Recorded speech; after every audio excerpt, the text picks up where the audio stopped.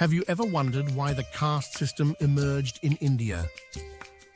How did this structure, where people are born into predetermined social classes, persist for so long? And what religious framework supports it? Today, we'll explore the origins of the caste system in India, its deep connection to Hinduism, and how it became ingrained in society. First, let's explain what the caste system is.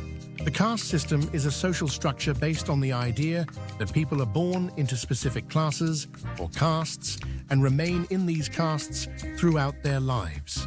This system divides society into four main groups: Brahmins, priests; Kshatriyas, warriors; Vaishyas, traders; and Shudras, laborers.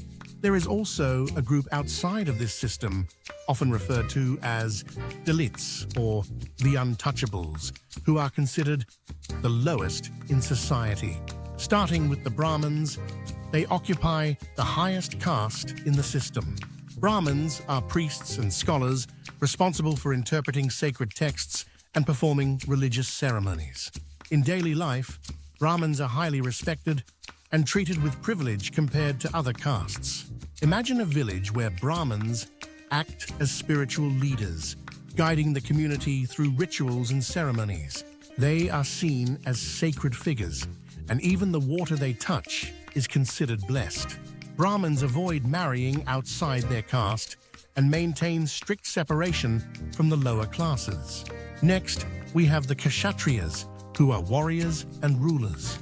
Their duty is to protect and govern society. A Kshatriya might serve as a military leader or a ruler, making decisions for the welfare of the people. Picture a Kshatriya leader organizing the defense of a village during a time of conflict or resolving land disputes. They are seen as brave and strong, holding significant authority, though not as much religious influence as the Brahmins. The Vaishyas are the class of traders and farmers who sustain the economy. They work as merchants, craftsmen, or farmers, and in everyday life, they are seen as the economic backbone of society. Think of a Vaishya trading goods in the marketplace, or working the land to grow crops. While they interact with other classes through trade, they do not enjoy the same level of prestige as the Brahmins or Kshatriyas. Shudras, on the other hand, form the lowest recognized caste and serve the upper castes by performing manual labor. Shudras are the laborers, working in agriculture, construction, or as servants.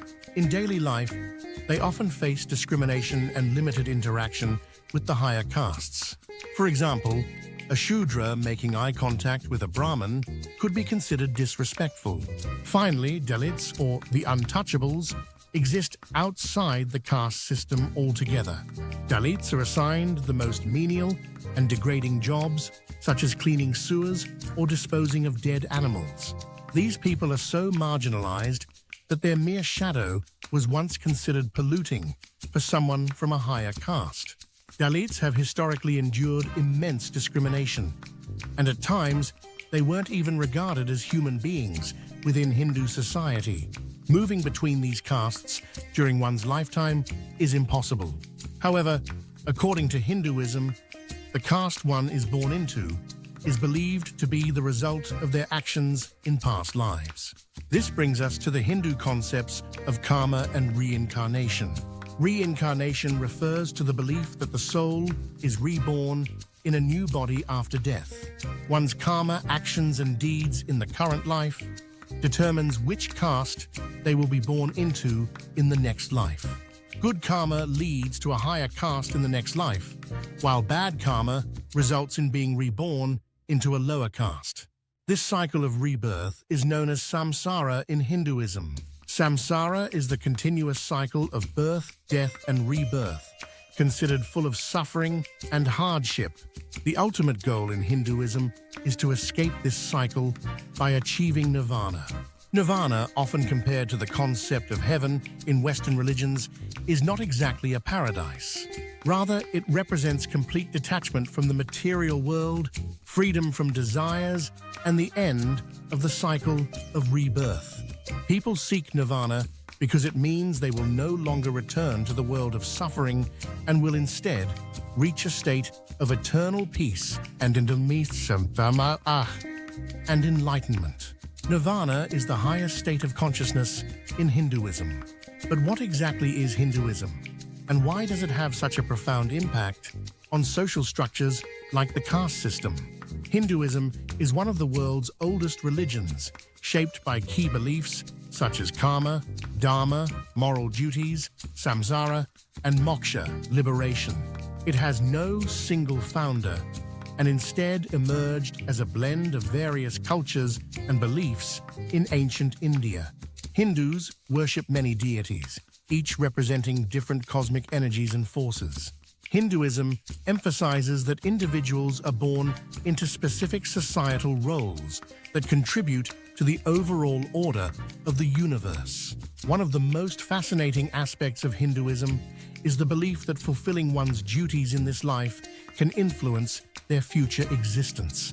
The caste system is built on this belief, as one's current position in life is viewed as a reflection of their past actions. The law of karma governs this system, and Hindus believe that every action has a consequence. The ultimate goal is to break free from this cycle and reach nirvana, the highest state of being. These ideas were spread throughout Hindu society by the Brahmins. As religious leaders, Brahmins interpreted sacred texts, such as the Vedas, and presented the caste system as a divine order. People believed that their caste was determined by the will of the gods, and therefore did not question this system.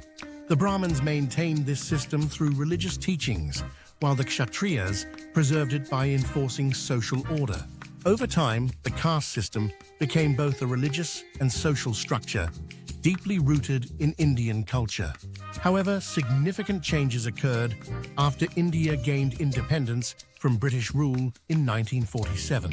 The Indian Constitution, spearheaded by Dr. B.R. Ambedkar, explicitly outlawed caste-based discrimination and sought to create a more equal society.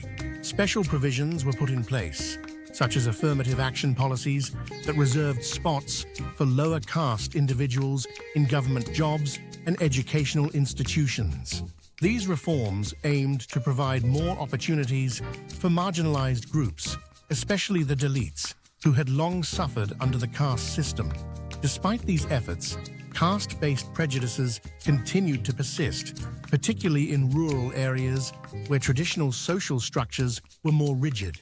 In modern India, the coexistence of democracy and the caste system presents a complex picture.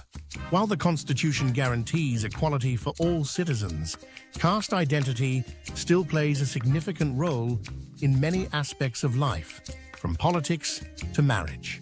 Politicians often appeal to specific castes to gain electoral support, and caste-based violence remains an issue in some regions.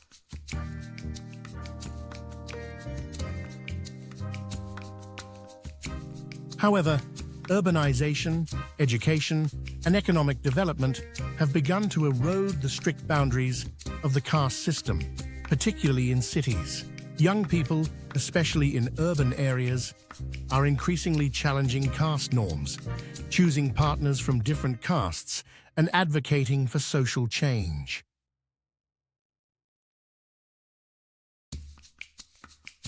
Nonetheless, the journey toward true caste equality in India remains ongoing. In conclusion, the caste system in India originated from beliefs in karma and reincarnation and was solidified by the Brahmins and other ruling classes. While it started as a religious framework, over time it evolved into a political and social structure. If you're curious about more topics like this, be sure to like this video and subscribe for more deep dives into fascinating cultural and historical subjects.